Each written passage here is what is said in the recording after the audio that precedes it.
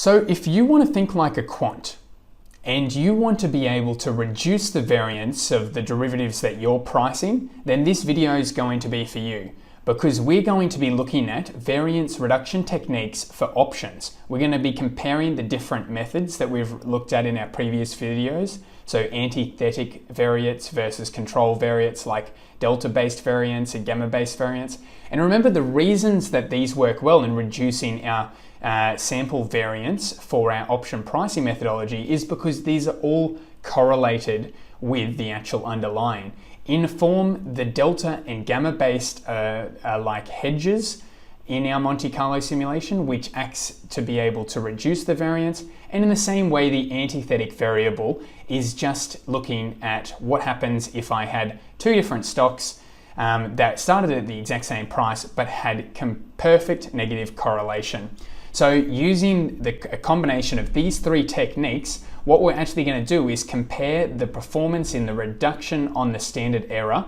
Now, we're going to be actually comparing this with a European call option in the market, and that's going to be Commonwealth Bank of Australia. Now, I know a few of you go, oh no, we're going to be talking about a Black-Scholes world in terms of European option pricing. It's generic, it's boring. Well, I've actually constructed the code for those advanced players at home who want to try more complex SDEs, where you actually have to take that approximation in each time step.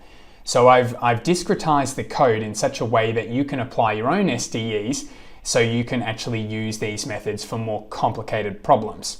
So I hope, even for the advanced players at home, I hope that this is still going to provide a lot of value into how to actually use these variance reduction methods, even for more complicated SDEs. So let's get into it. So I'm going to make my way through this Jupyter Notebook. Now, if you want access to my Jupyter Notebooks, please join the Patreon page for that. Otherwise, the short code snippets are available on my website. Import the dependencies. Today, all we need is time, math, datetime, numpy, pandas, scipy stats module, because we're going to be using cumulative distribution function. What we actually need to do is we need to create our own calculations for delta and gamma, because that's going to be important in terms of vectorizing our code. And we're also going to need just the general Black-Scholes model. Could have coded it up, but I was lazy, so I've included pyvol lib library here.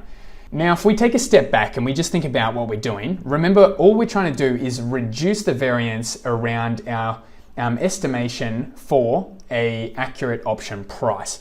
The way that we're doing this is using different control variates and antithetic variables to try and reduce that without increasing the number of samples that we have to take. So in terms of the Commonwealth Bank of Australia option characteristics and parameters, we've got a stock price of 1.115, we've got 98.01 strike, we've got volatility of 9.9%, risk-free rate of 1.5%. We're taking a number of time steps. I've put 20 here.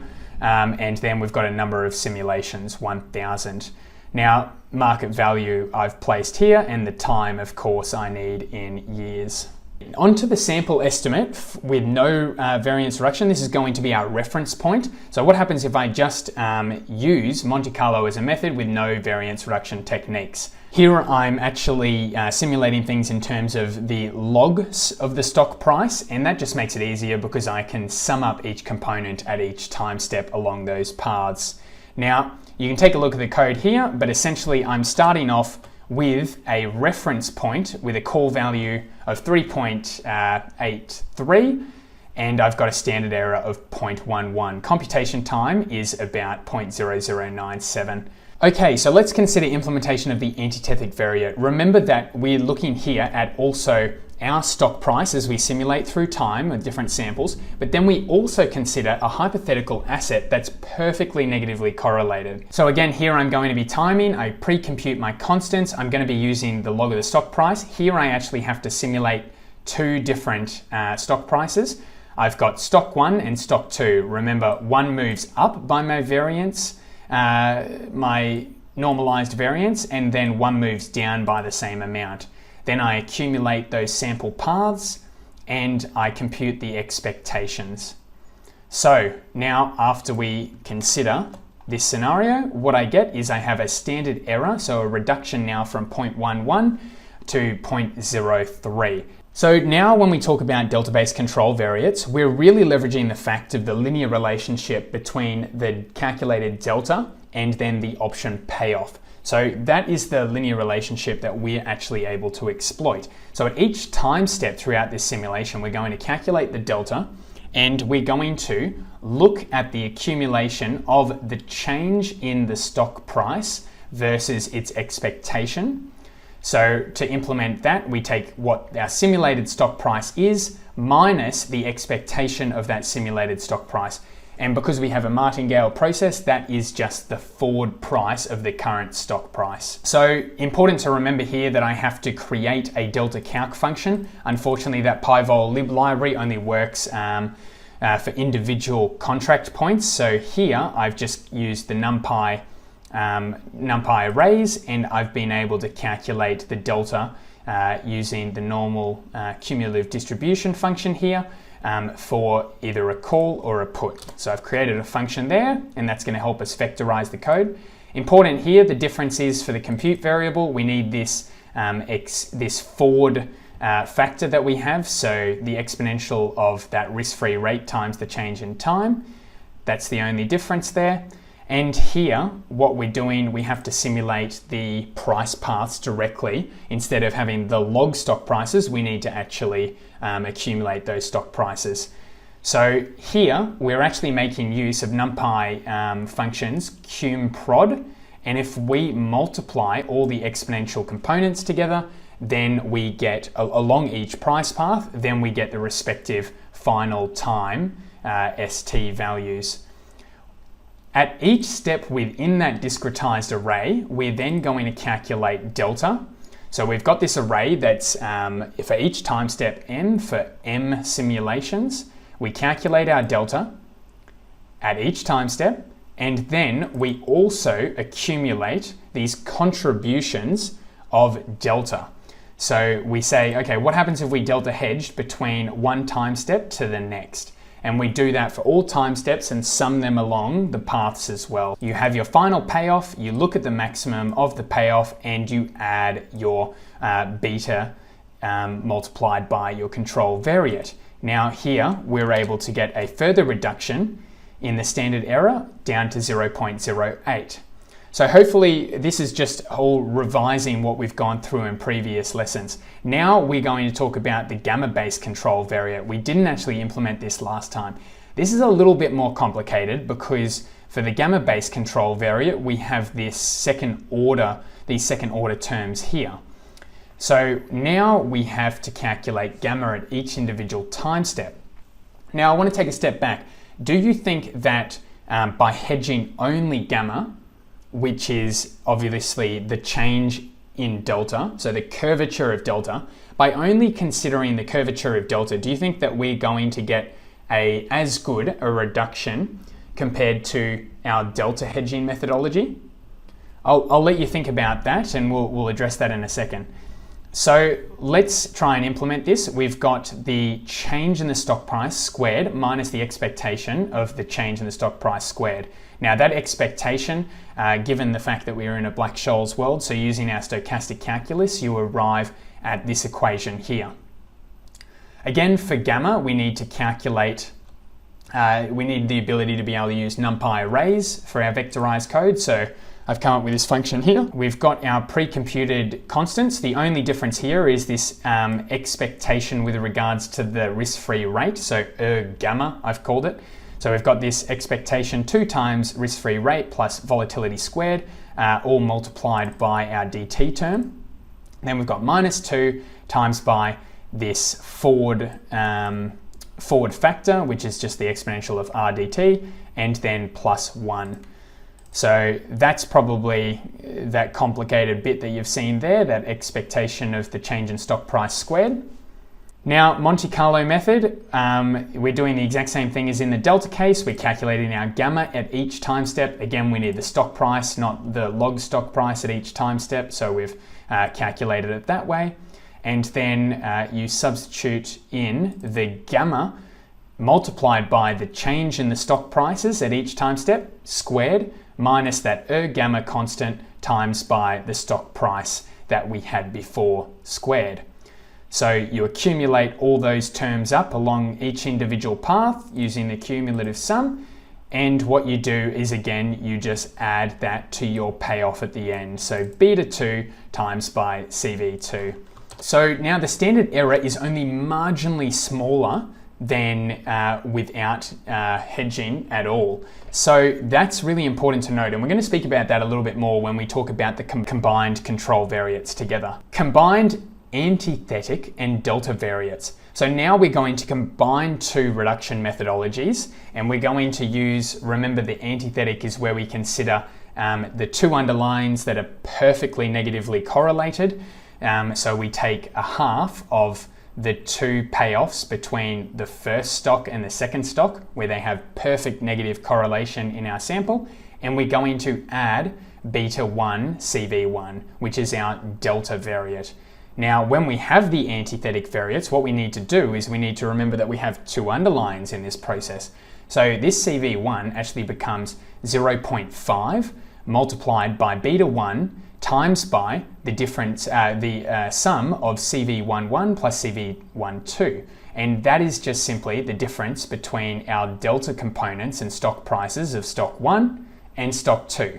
So we've got the two stocks because of the antithetic variance reduction technique that are perfectly correlated with each other, and we need to calculate the delta for each of them at each time step and then calculate this control variate.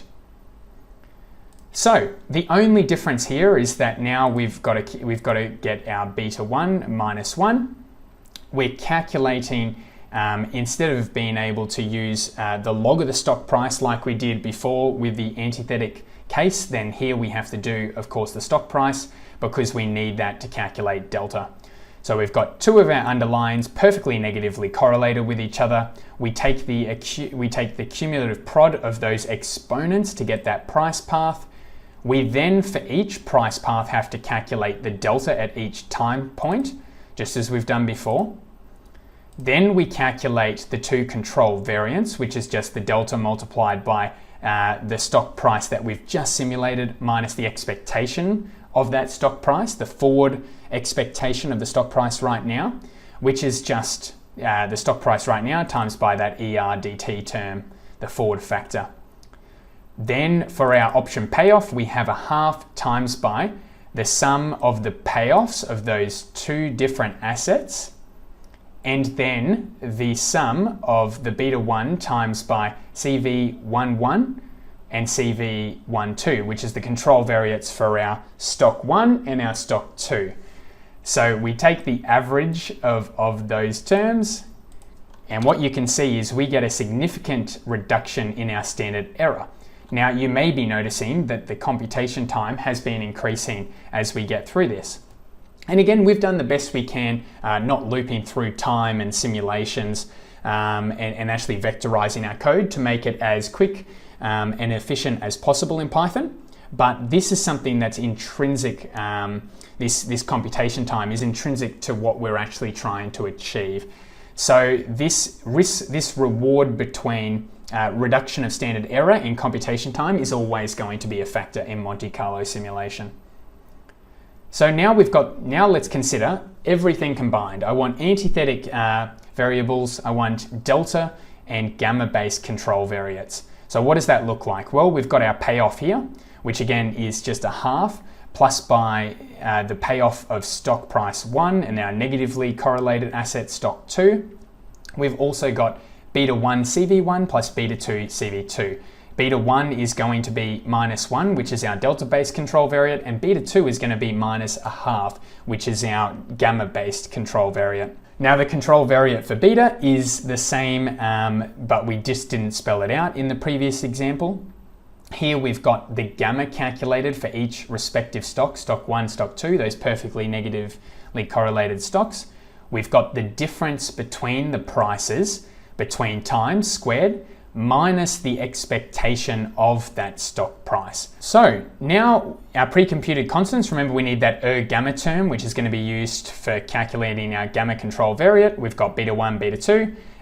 Here we're calculating the stock prices directly for 1 and 2 for our antithetic values. Then we're going to calculate the delta for both underlines at each discretized time step. We're going to calculate gamma for both sets of underlying stock prices at each time step for each simulation. And then we're going to calculate the control variates for delta and then the control variates for gamma for each respective stock price. So a lot of steps here when we're combining them all, but really it's the same methodology. We're just adding to reducing that variance by adding these terms that are highly correlated with our option payoff. So now what you get here, once you accumulate all those contributions to our control variates, we have a half times by the two different stock payoffs that are perfectly negatively correlated, our delta control variates between those two stocks, and then the gamma control variates of those two stocks. So then when you accumulate that all up, we get a massive reduction in the standard error with an increase in computation time. So let's talk a little bit more about that trade-off.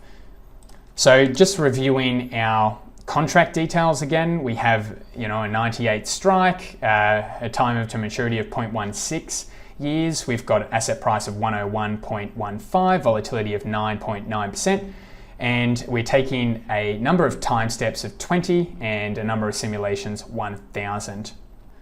So now let's talk about the trade-off between error and computation time. We're going to look at this table for this. So I've got my simple estimate, which I have a standard error of 0.1077. I've got a reduction multiple of 1 because I'm using this as the reference, and that's the computation time of a factor of 1. So let's consider now the antithetic variate. What I've done is I've reduced my standard error by nearly a factor of just above 4, but with an increase in computation time of a multiple of 1.2. Looking at the delta-based control variate, which remember is like that delta hedge where I'm exploiting the perfect correlation or near perfect correlation between discrete hedging and option payoff, and we've achieved a reduction multiple of 14 on our normal simple estimate using Monte Carlo. But it's come with nearly a 2.4 multiple on computation time. Now, gamma-based control variate. We've hardly changed the standard error with our gamma-based control variate. So we've hardly achieved any reduction, which is interesting, right? But that makes sense because all it is we're looking at the curvature of delta. So it makes a big difference, and you'll see in a second when you add these things together, and that's why market makers are so curious, and it's so important for them to actually manage their second order and even third order term risk parameters, because it just goes and eats away the margin of their profit. If they control these risks and they actually hedge these second, third order terms as well as they can, they get a significant reduction in variance in their P&L, and you'll see what I'm saying here in a second. So let's combine the antithetic and delta variates. So we get a standard error of 0.006, which is a multiple of 18, which is a massive improvement, obviously. And then the computation time increase with that has been nearly a factor of 4. Now let's look at the difference here in the reduction multiple when then we consider antithetic delta variates, and then we add in our gamma-based control variate, which remember hardly made a difference when used by itself. We've just gone from a reduction multiple of 18 all the way down to 78. Now that's incredible, and the relative computation time here was 6.26. But what really is impressive here is that, of course, if you're only going to manage one risk, that risk here should be your exposure to the underlying. So I think the lesson to be taken away here is that whether it's in the Monte Carlo simulation or whether you're trading options yourself and you have an expected P&L, if you want to reduce your variance, you first need to focus on delta, which is your exposure to the underlying. However, if you really want to get some gains in terms of variance reduction and kind of guarantee, lock in as much of that P&L as you possibly can, then by controlling your second order terms, so your exposure to the curvature of delta, for example, controlling your gamma and gamma hedging correctly, you can get a really large reduction in that standard error. So we've gone from 14, which is just delta-based control variates. When you consider all delta and gamma-based control variates, we get a reduction of 78.8. So importantly for Monte Carlo simulation though, what we've got is this trade-off of computation time versus accuracy. So hopefully you've got a lot. I hope that you can use this code for some more advanced problems, so you can take the code now that it's been implemented in NumPy arrays, you have it discretized so you can actually implement whatever SDE you want and then add those approximations in. For those who have made it all the way to the end of the video, thank you very much for watching. If you would like to become part of our Patreon community, we have a really good time over there. You get access to the Discord channel and you get access to Jupyter notebooks if you sign up for that tier. Those Jupyter notebooks are really easy for you guys to use because you don't need to install Python on your computer. You can use them using Google Colabs, which is just running in your browser. So yeah, if you'd like to support the channel, please feel free to sign up to the Patreon and add to our quant community. Thank you very much for listening. Until next time, guys, see you later.